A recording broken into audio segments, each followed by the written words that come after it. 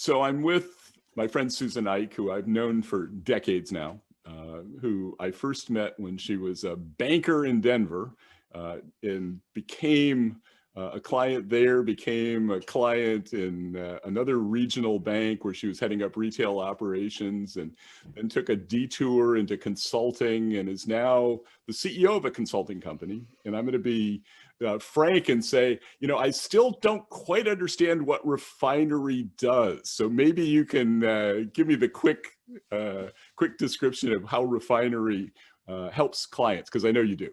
Yeah, no, thanks for giving me the opportunity to talk about what we do. Refinery is, at our core, we're a leadership development company. We take leaders through a process of understanding themselves better so that they become better leaders. We push them, we prod them, we make them very uncomfortable, all in the spirit of helping them to recognize what are the attributes of themselves that are working in their favor toward being a competent leader, and then what's working against them. So that's really the essence of what we do. And of course, we work with industries, multiple industries, as you mentioned. We do a lot of work within mining, resource companies, industry, and technology, telecom.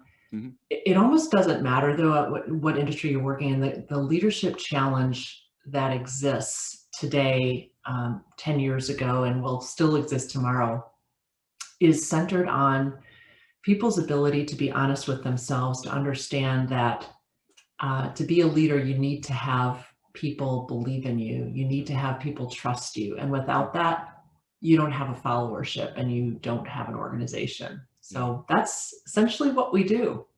Well, I want to play out a scenario for you. You've worked with and led teams of bankers. And I guess the question that's on my mind has to do with what's critical from your standpoint in terms of providing what I know you believe is important, which is sort of a psychological security to followers, to give them that kind of comfort level. What's involved in that? It seems like an easy thing, right? Psychological safety. I mean, it's a buzzword now in the human development area, but essentially what it is creating an environment, reinforcing an environment where people can feel like they can make mistakes without retribution, like they can present ideas that may sound silly, but actually will get noticed. That they can call a foul and people will take them seriously. All of these things build together toward an organization that's healthy, that's innovative, and ultimately can move forward in a really healthy way. I guess the best way, and if I think about, because I get asked this a lot, what does a psychologically safe organization look like? And I think it's just important to tell a story about what it's not as well as what it is. So if you indulge me, let me indulge you rather, I'll tell you a couple stories. So here's an example of what I would consider to be not a psychologically safe environment. Long story short, way back when I was in Wisconsin banking, I worked for a community bank and was one of the first female officers elected in that bank. And I was thrilled. I was in my mid-20s at the time, and the CEO had announced my promotion. And the next day I came into my office before anybody else had come into the branch, and found that my office was completely sabotaged. I mean, it was, my papers were thrown, my computer, someone had written a nasty message on it. I had literally a rubber rat hanging from the ceiling. And I kind of knew who was behind it. There were these two commercial bankers that worked upstairs from me who were always joking around. And but the bottom line is it was pretty hostile. It made me feel horrible. And I reported it. I went to the HR officer and I said, here's what happened. And her advice to me was, don't report it. This should not go any further. If you want a career in banking, you need to be able to just take on these things and smile and walk away. And that was, now if you told that to an HR person, they would scream, because it's exactly what you shouldn't do. But that was the pervasive atmosphere at the time. And I'm not saying all bank environments were like that, but there was very much a country club atmosphere, an exclusive country club atmosphere, and you just did not cause problems. Yeah. So contrasting with that, a few years later, actually probably about 10 years later, I was working for a bank in Denver and heading up the sales and marketing function, which is how you and I met. And at the time, I was tasked with implementing a new CRM system. And the head of commercial banking, who was my boss at the time, had my back. I knew this. I mean, he was just one of those guys who just, didn't care who you were, what your position was. If he believed in you, he supported you publicly. Yeah. And I had one of his top salespeople basically publicly putting down this initiative, telling me that, I didn't know what I was talking about. And publicly, he said to his peers, there's no way I'm going to adopt this.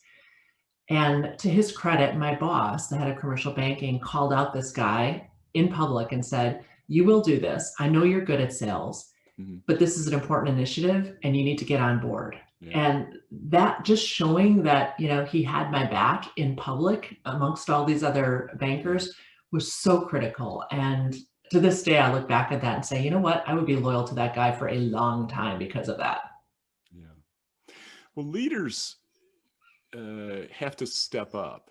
And in the second case, the case that you described, you tell the story about somebody who was supportive of what you were trying to do publicly.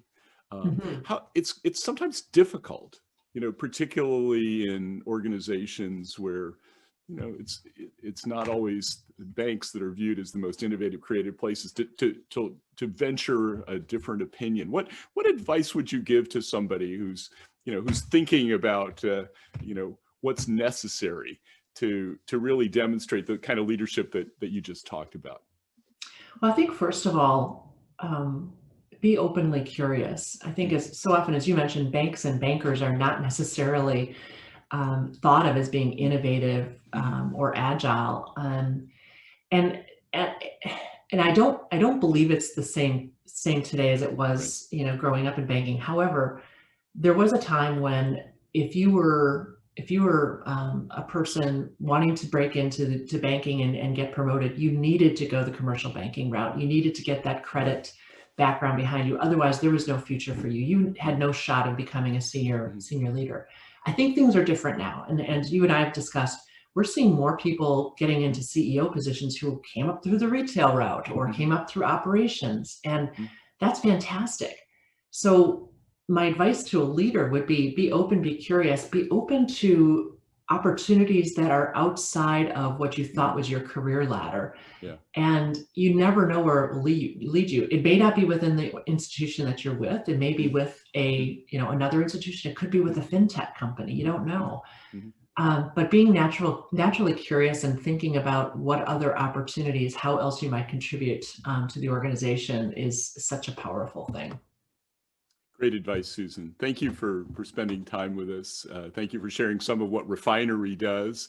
I hope that I have the opportunity to talk to you again about banking, maybe in another decade or so, as we keep toiling away at this. But again, it's been great to be with you today. Thanks, Ned.